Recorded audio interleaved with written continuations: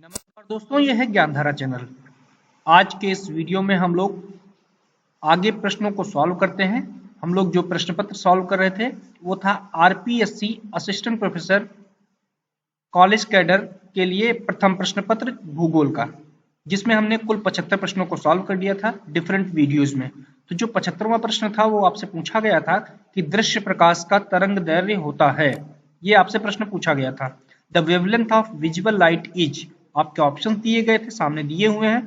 तो आपका जो सही विकल्प था वो था 0.4 से 0.7 माइक्रोमीटर तक। अब हम लोग शुरू करते हैं।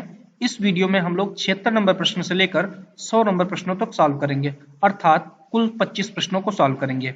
आइए देख लेते हैं किस प्रकार के प्रश्न पूछे गए हैं। ज्यादातर प्रश्न आपके कार्टोग्राफी से पूछे गए हैं। तो पहला प्रश्न है कि निम्न में से कौन सा जीआईएस सॉफ्टवेयर नहीं है। Which one of the following is not a GIS software? पहला है ArcView, AutoCAD, Ilvis and MapInfo। तो आपका जो सही उत्तर है वो आपका कौन सा है, वो है AutoCAD। AutoCAD GIS सॉफ्टवेयर नहीं है, जबकि Ilvis, ArcMap या ArcView और MapInfo ये सभी GIS सॉफ्टवेयर हैं। इसके अलावा ArcGIS, QGIS, समझ रहे हैं, इस तरह से TGIS, ये ढेर सारे जो है GIS सॉफ्टवेयर हैं। अगला प्रश्न आपसे पूछा गया है कि जीआईएस की रचना स्थानिक तत्वों को मैनिपुलेट करने के लिए की गई है। निम्न में से कौन सा स्थानिक तत्व नहीं है।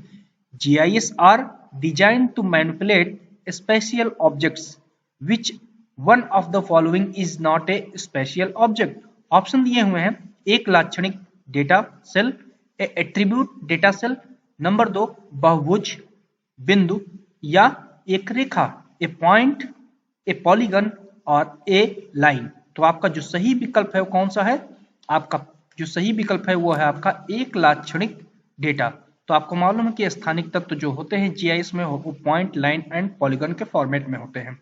अगला प्रश्न है कि निम्न में से कौन सी तरंगें सुदूर संवेदन तकनीक के उपग्रहों द्वारा प्रयोग की जाती हैं। Which of the following waves is used by remote sensing technology satellites.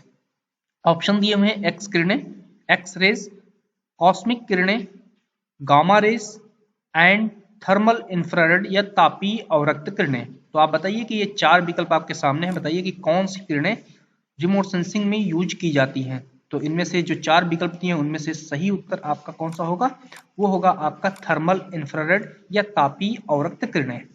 अगला प्रश्न है कि निम्न में से कौन सा एक रास्टर फाइल फॉर्मेट नहीं है। Which among the following is not A raster file format. Option दिए हुए हैं, ECW, BMP, TIFF and SVG।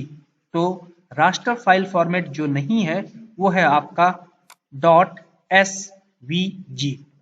अगला जो प्रश्न आपका है 80 नंबर प्रश्न कि जब वायुमंडलीय कणों का व्यास विकिरण के तरंग दैर्घ्य के बराबर होता है तो यह कहलाता है। When atmospheric particles diameter is equal to wavelength of radiation, it is known as। Option दिए हैं, अचयनात्मक प्रकीर्णन मतलब नॉन सेलेक्टिव स्कैटरिंग, मी स्कैटरिंग या माई स्कैटरिंग, रेले स्कैटरिंग एंड इनमें से कोई नहीं। तो आपका जो सही उत्तर है वो है आपका, उसको कहलाते हैं, क्या कहलाते हैं, वो माई या मी स्कैटरिंग कहलाता है, मी प्रकीर्णन कहलाता है।